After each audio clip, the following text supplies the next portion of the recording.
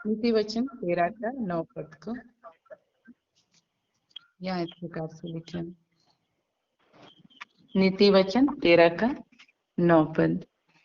धर्मियों की ज्योति आनंद के साथ रहती है, परंतु दुष्टों का दिया बुझ जाता है। हाँ प्रिय, यहाँ कहता है धर्मियों की ज्योति क्या है, आनंद के साथ रहती है। आज हम देखते हैं धर्मी लोगों के जीवन में परमेश्वर जो है आनंद देता है, हर्ष देता है, लेकिन जो दुष्ट लोग हैं उनका अगर जीवन में देखेंगे तो उनके जीवन में ना आनंद मिलता है, ना तो शांति मिलता है, बस एक चिंता, परेशानी और हम देखते हैं संसार का बोझ मिलता है। और वे जरूर जो है अपने जीवन में जो है उन्नति करते हुए दिखाई पड़ते हैं, लेकिन वास्तव में अगर देखा जाए तो उनका जीवन जो है उन्नति भरा नहीं रहता है। उनके जीवन में वे अंदर से क्या रहते हैं, खोखला रहते हैं, है ना। जैसे कहते हैं दूर का ढोल क्या है, सुहावना करके। तो जब तक दूर से हम किसी ढोलक का आवाज को सुनते हैं तो वह क्या है, हमको अच्छा सुहावना लगता है, हमको जो है वह बहुत ही मधुर सुनाई देता है। लेकिन जैसे हम उसके करीब जाते हैं, जब हम उसके पास जाते हैं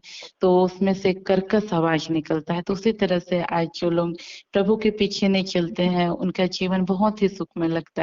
और हम जो है कई बार उनके जीवन को देख करके हम अंदर ही अंदर दुखित होते हैं कि और लोगों को इतना, जो प्रभु के पीछे नहीं चलते हैं, फिर भी उनके साथ इतना अच्छा करके और हमारे जीवन में ऐसा करके। तो जो है प्रिय, आज हमारे जीवन को जो है इस बात को जानना है कि जो है जो दिखाई देता है वो वास्तव में होता नहीं है। तो कहने का मतलब कि आज जो लोग प्रभु का भय नहीं मानते हैं, प्रभु के पीछे नहीं चलते हैं, वो कितनों भी आनंदित या सुख में दिखाई देते हैं, लेकिन वे वास्तव में उनका अंदर में वो आनंद या शांति जो है नहीं रहता है। तो कहने का मतलब ये कि आज हम जब प्रभु के पीछे चल रहे हैं और कई उतार चढ़ाव में से होके गुजरते हैं, कई दुख और मुसीबत में से होके गुजरते हैं, तो ऐसे समय में हमको जो है अपने मन को जो है निराश नहीं होने देना है, उदास नहीं होने देना है। हम देखते हैं किस प्रकार से जो है क्या बोलना चाहिए, एक हम देखते हैं लाजर के विषय में ही देख सकते हैं कि किस प्रकार से वह परमेश्वर का भय मानने वाला व्यक्ति था, और जो फिर भी वह कैसा था, एक दयनीय स्थिति में जीवन जीता था। बहुत ही उसका शरीर जो है घाव से भरा हुआ था, निर्बलता, कमजोरी में पड़ा हुआ था, दुख और मुसीबत में पड़ा हुआ था, यहाँ तक कि उसके पास खाने के लिए कुछ नहीं था। और ऐसी स्थिति में भी वह क्या है, अपनी खराई में बना रहा। वह जो है स्वर्ग गया, इसका कारण यह था कि उसने जो है अपनी दयनीय स्थिति में भी क्या किया, परमेश्वर के पीछे चलना नहीं छोड़ा। और जो है यदि सभी जो है कंगाल, यदि वह कंगाल होने के कारण यदि स्वर्ग जाता तो ऐसे में क्या है, सभी कंगाल स्वर्ग जाते, लेकिन ऐसा नहीं है। मेन है कि उसने क्या किया, अपने जीवन को प्रभु के पीछे चलाना जो है नहीं छोड़ा। पिछले दिनों में ग्रेस के द्वारा परमेश्वर बहुत अच्छा इस वचन को जो है प्रकट किया कि लाजर जो है अपनी निर्धनता की स्थिति में भी अपनी खराई में बना रहा। हम देखते हैं उसने चोरी नहीं किया करके, वो बहुत अच्छा बता रहा था। वह जो है जो वो आसपास जो हम जहाँ पास वो रहता था, कह सकते हैं जो धनवान का जो बगान भी रहा होगा और भी चीजें रही होंगी, लेकिन उसने उसको चुराया नहीं। कहने का मतलब अपने विपरीत दशा में भी उसने क्या किया, परमेश्वर के पीछे चलना नहीं छोड़ा, जिसके कारण वह जो है स्वर्ग जाने पाया। लेकिन इस धनी व्यक्ति के विषय में देखते हैं कि उसके पास सब कुछ रहते हुए भी वह नरक गया। कारण क्या था, हम यदि देखें तो पाएंगे कि वह जो है धनवान था और जो है प्रतिदिन कैसे रहता था, सुख विलासता के साथ रहता था। वो किसी की चिंता नहीं करता था, किसी का परवाह नहीं करता था। उसके पास इतना ताकत था कि वह दूसरों की मदद कर सकता था। उसके पास एक अवसर मिला था कि वह जो है लाजर की सहायता कर सकता था, लेकिन उसको कोई जो है परवाह नहीं था। वो बस अपने में मगन था, अपने में मस्त था, उसको अपना ही जिंदगी से लेना देना था, बाकी दूसरे की जिंदगी से कोई मतलब नहीं था। तो आज हमारा जीवन वैसा ना होने पाए, आज प्रभु ने हमको आशीष दिया है, क्योंकि प्रभु के पीछे चलने से कोई भी व्यक्ति खाली नहीं रहता है। हर एक व्यक्ति को परमेश्वर आशीषित करता है, उसका नीचे दशा से उठाता है, उसके जो है विपरीत दशा को, जो जहाँ से वो आया है, क्या करता है, परमेश्वर बदल देता है।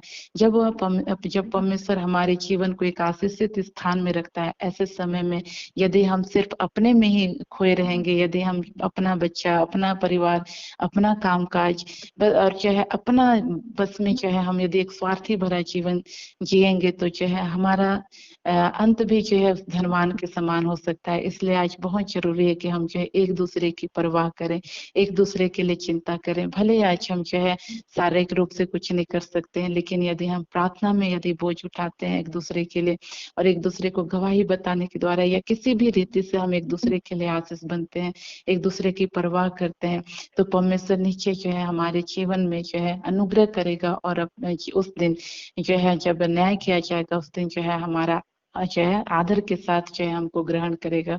तो आज कहने का मतलब प्रियो कि आज अपने आशीषित भरे जीवन में हमको जो है खोना नहीं है, लेकिन जो है हमको प्रयास करना है किसी न किसी के लिए आशीष बनने का। परमेश्वर का वचन बताता है कि वो खाने वाले को रोटी और बोने वालों को बीज देता है।